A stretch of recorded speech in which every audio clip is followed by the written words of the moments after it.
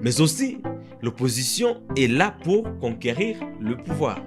L'opposition sait qu'après Tshisekedi, il faut qu'il y ait un membre de l'opposition qui va prendre le trône. Et voilà pourquoi l'opposition aujourd'hui, c'est que Tshisekedi a franchi la ligne rouge et elle est prête à tout. Décryptage, ceux qui vous manipulent, toujours la vérité. Le plateforme du FCC s'aligne derrière l'opposition pour dire non au changement de la constitution. Et ça va se passer pas seulement en République démocratique du Congo, mais aussi à l'extérieur. L'Église catholique stagne sur sa position. Il n'y a pas urgence pour les changements de la constitution, alors que Jacquemaine Chabani est revenu sur une décision qui interdit, en tout cas, les manifestations et surtout le rassemblement. Motif, il y a Ebola. On va faire une émission analyse de tous ces éléments dans cette émission. Mesdames, Messieurs, les décryptages.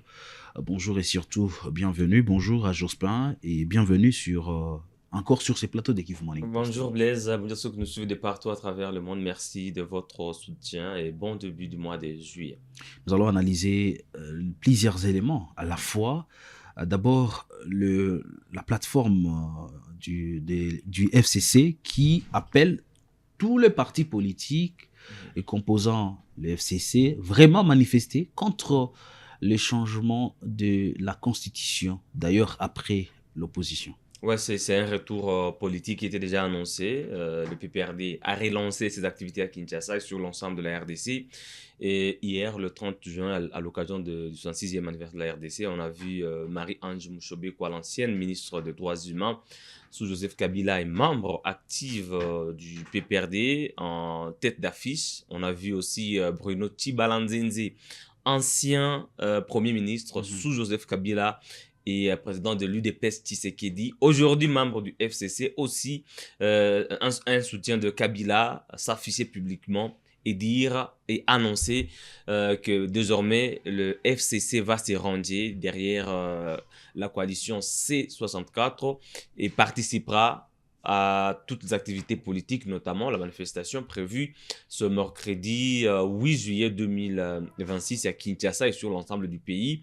Et l'appel est élargi à la diaspora. Et j'ai suivi aussi l'opposant Marley Vouvou, proche aussi du FCC, qui demande aux Congolais de partout au monde de manifester devant les ambassades. Et voilà, donc c'est une rentrée politique annoncée. C'est Joseph Kabila qui signe une rentrée politique. Il ne veut pas rester de côté. Il veut aussi participer à cette mobilisation de l'opposition pour faire échec au projet de changement de la Constitution qui vise à élargir le mandat de Félix Tshisekedi. On sent que le 8 juillet, ça va bouger de partout. Est-ce qu'on peut dire qu'il y aura un bain de sang qui se prépare déjà à Kinshasa? C'est évitable parce qu'il y a déjà cette force du progrès qui est une milice qui est dénoncée. Et vous savez, ce qui est révélé et condamné, comme disons nous les chrétiens, comme déjà cette force est dénoncée, elle est déjà connue, ses animateurs sont connus, ayant été déjà reçus par le gouverneur Daniel Bumba, on espère en tout cas que cette fois il n'y aura pas ces genres de débordements parce que les responsabilités devraient être tirées. On pourrait plus assister à ce genre. Je pense que même les responsables gouvernementaux ont intérêt à éviter qu'il y ait bain de sang parce qu'il n'y a pas raison. L'opposition n'est pas armée à Kinshasa ou partout ailleurs. C'est pas une opposition armée, c'est une opposition citoyenne, c'est une démarche démocratique et pacifique. Mais c'est c'est quelle force des progrès qu'on est en train de parler? Parce que nous avons vu Augustin Kabouya déposer une plainte contre des inconnus et tout. Oui, mais aussi on a vu, j'ai lu d'ailleurs, le force du progrès soutenir la plainte qui a été déposée. Non, c'était une mascarade, c'était une diversion, mais la force du progrès existe. Elle est bel et bien un département de la Ligue des jeunes de l'UDPS. Vous le savez très bien. Même le gouverneur a reçu une délégation de la force du progrès. Donc, c'est une milice, comme le disent les opposants, bien connue à Kinshasa. Et leur animateurs sont bien identifiés. J'ai suivi par contre l'intervention de Jacquemain Chabani, le vice-premier ministre de l'Intérieur, sur Télé 50. Et j'ai été un peu choqué par ses propos. Il commence à faire des analogies, des liaisons impossibles. Il commence à lier l'action de l'opposition à des forces étrangères, à des rébellions, alors que ça ne vaut pas la peine. Il n'y a même pas à imaginer une liaison entre une action citoyenne et des opérations militaires. Il parle de Félix Tshisekedi comme le commandant des opérations au Nord Kivu, le commandant suprême qui mènerait des opérations au Nord Kivu, au Sud Kivu, et qu'il serait considéré comme acte de trahison pour l'opposition de demander sa démission. Je pense que cette demande de démission... On sait que les opérations échouent au Nord Kivu. Et puis, moi, je pose la question, quel rapport entre les opérations et une action citoyenne? Les militaires font leur travail, ils sont sur la ligne des fronts, ils sont en politique, ils ne sont même pas concernés par cette situation. Pour eux, pour les militaires, c'est un non-événement, tout ce qui va se passer à Kinshasa ou dans la diaspora. Ça, c'est une action politique citoyenne, c'est une action démocratique qui est couverte par la Constitution de la République démocratique du Congo. Ces motifs, faire des liaisons comme ça, je reviens, ces motifs de Jacquemain Chabani d'interdire des manifestations, surtout des rassemblements, évoquant la maladie avérée Ebola, est-ce que c'est fondé jusqu'à ce point? Logiquement, c'est pas fondé. Il n'y a pas Ebola à Kinshasa. Il n'y a pas un seul cas d'Ebola à Kinshasa. Mais il n'y a pas des mesures. Un cas est passé de l'Ituri, Kinshasa jusqu'en France. Mais non, mais il n'y a pas de cas à Kinshasa. C'était un cas transit. Et les cas de contact sont déjà identifiés. Il n'y a pas de cas d'Ebola à Kinshasa. Et puis, il n'y a pas des mesures restrictives des rassemblements qui ont été prises à Kinshasa. Les marchés sont ouverts. Il n'y a pas de mesures de distanciation sociale dans les transports en commun. Comme vous le savez, à Kinshasa, dans un minibus appelé 207, on peut transporter jusqu'à 45 personnes. Des personnes sont attancées dans des minibus. Comme des sardines. Comme des sardines, bien sûr. Des marchés sont ouverts, les concerts sont livrés, les matchs se jouent avec public. Mais est-ce que c'est juste cette manifestation qui va amener Ebola à Kinshasa? Maintenant, la contrainte... C'est une raison politique et non pas sanitaire. Maintenant, la contrainte est là. Les autorités ne veulent pas voir de gens manifester. Alors que l'opposition, Kabila avec l'FCC, les églises catholiques, pas d'accord avec le changement de la constitution, qui soutiennent pas directement la manifestation du 8, on sent que tout le monde sera dans le riz de Kinshasa et partout en RDC, sauf dans les zones libérées, il n'y a pas encore une communication par rapport à ça. Est-ce qu'il n'y aura pas de confrontation entre les autorités? Oui. Nous constatons, les services de sécurité et les manifestants. Nous constatons, avec regret, que les autorités congolaises gouvernent sans maîtriser les méandres de la gouvernance. D'abord, gouverner, c'est prévenir, c'est prévoir, c'est organiser. C'est coordonner, c'est contrôler. Je commence par la prévention. Les autorités doivent prévenir des débordements au lieu de les créer. Il faut organiser une réunion de sécurité où des mesures sont prises pour prévenir des débordements, pour prévenir des violences. Par exemple, autoriser, je l'ai encore dit ici, autoriser la tenue de cette manifestation, accepter qu'une délégation composé même de 100 personnes, des opposants, franchissent les boulevards du 30 juin pour aller jusqu'au palais de la Nation, lire le mémorandum, le déposer entre les mains du président Félix Tshisekedi, rentrer, retrouver d'autres manifestants sur le boulevard et aller peut-être faire un rassemblement vers même un terrain à Sosa ou le stade des Martyrs, faire brandir leur message, le calico et tout. Après 2-3 heures, rentrer et sécuriser le manifestant jusqu'à la maison. Est-ce qu'il y aura bien des sangs? Est-ce que quelqu'un sera blessé? Est-ce qu'il y aura bien des... Il n'y aura même pas bien des sangs.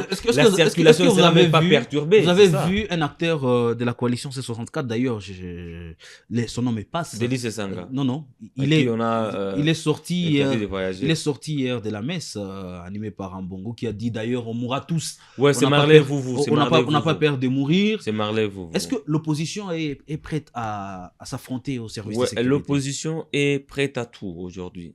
Parce que pour les opposants, la ligne rouge est en voie d'être franchie. Félix Tshisekedi, dans son discours, dans son adresse à la nation à l'occasion du 30 juin, il a bel et bien annoncé qu'il a transmis la loi référendaire adoptée par le Parlement à la Cour constitutionnelle. Qui transmet la Pour, loi bien à sûr, la Cour constitutionnelle? c'est le président, c'est ce qu'il a dit, que lui, il a transmis la loi à la Cour Mais constitutionnelle que dit la loi exactement? pour valider sa constitutionnalité. La loi quitte l'Assemblée vers les Sénats, Ouais, c'est bien sûr. va à la c'est- présidence et puis la Cour Oui, constitutionnelle. normalement, le texte ne devait même plus passer à la Cour constitutionnelle. Mhm, Après validation par la majorité absolue mhm, du Parlement, le président devait directement promulguer.